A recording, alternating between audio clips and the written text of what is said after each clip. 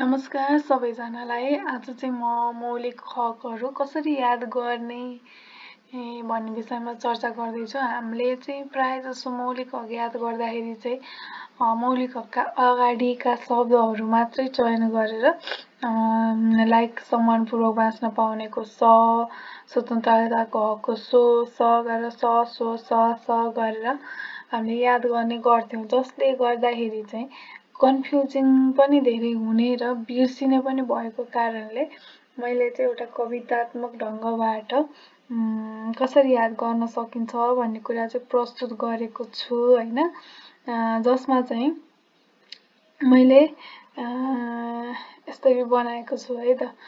सम्मानपूर्वक बाँच्न पाए स्वतन्त्र भइन्छ, समानता संसार न्याय सबैलाई चाहिन्छ, अपराध यातना नजरबन्द छुवाछुत कहिलेसम्म, सम्पत्ति दान देऊ धार्मिक सूचना पाइन्छ, गोपनीयता शोषण भयो स्वच्छ वातावरण पनि, शिक्षा भाषा संस्कृतिले रोजगार श्रम पाइन्छ, स्वास्थ्य खाद्य आवास छैन, महिला बालबालिका दलित ज्येष्ठ रुँदैछन्, सामाजिक सुरक्षा चाहियो उपभोक्ताको माग छ, देश निकाला गर्नेलाई उपचार गरिन्छ भनेर छ हैन। यसले सम्पूर्ण शब्द समेत ओगडेको कारणले हामीले यो पढ्नलाई धेरैमा 5 मिनट त भन्दा बढी लाग्दैन हैन।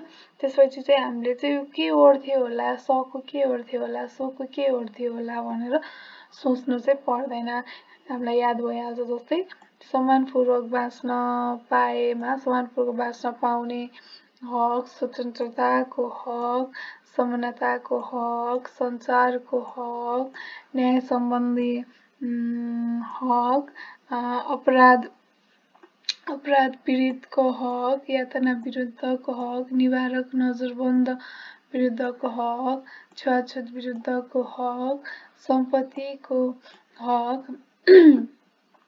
धार्मिक स्वतन्त्रताको हक, सूचना सम्बन्धी हक, गोपनीयता सम्बन्धी हक, अनि त्यसपछि शोषण विरुद्धको हक, स्वच्छ वातावरण सम्बन्धी हक, शिक्षाको हक, भाषा तथा संस्कृतिको हक, रोजगारको हक, श्रमको हक, स्वास्थ्य सम्बन्धी हक, खाद्य सम्बन्धी हक, आवासको हक, महिलाको हक, बालबालिकाको हक, दलितको हक, ज्येष्ठ नागरिकको हक, सामाजिक न्याय सम्बन्धी हक, सामाजिक सुरक्षा सम्बन्धी हक, उपभोक्ताको हक, देश निकाला विरुद्धको हक, संवैधानिक उपचारको हक। ती रहे हाम्रो 31वटा हकहरू, जुन यही सबै शब्दमै समेटिएको कारणले गर्दाखेरि हामीलाई सजिलो हुन्छ। हजुरहरूलाई कस्तो लाग्यो यो आइडिया? प्लिज कमेन्ट गरिदिनु होला। Thank you.